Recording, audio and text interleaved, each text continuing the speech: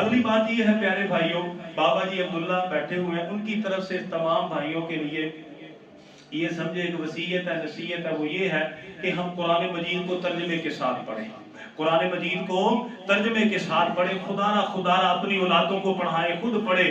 قرآن مجید کا جو اصل فائدہ ہے وہ اس کو ترجمے کے ساتھ پڑھنے کے ساتھ ہے۔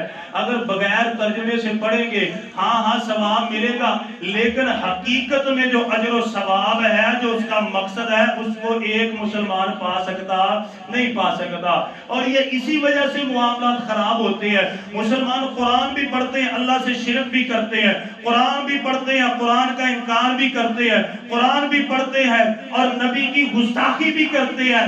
وجہ یہ ہے کہ قرآن کا نہیں پتا، قرآن کا علم اور فہم ان کے پاس نہیں ہے۔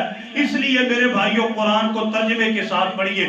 میں آپ کو ایک فری آفر کرواتا ہوں، میں نے مغرب کے درس میں بھی اعلان کیا تھا، الحمدللہ فی سبیل اللہ پڑھانے کے لیے تیار ہے۔ جہاں پر کہیں گے، جس جگہ کہیں گے، انشاءاللہ آئیں گے، فی سبیل اللہ پڑھائیں گے۔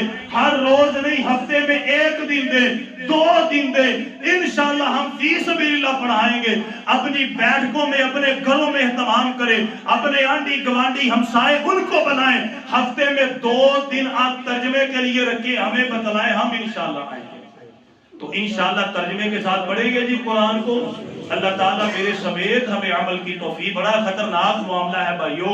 میں یہ نہیں کہتا کہ اپنی اولادوں کو سائنس ٹیکنالوجی عرب وغیرہ سب کچھ پڑھائیں، الحمدللہ پڑھائیں، افسر بنائیں۔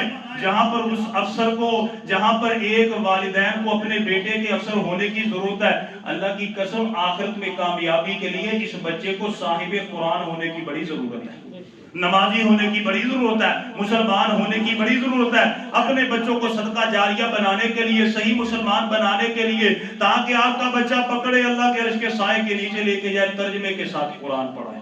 اگلی بات یہ ہے پیارے بھائیوں،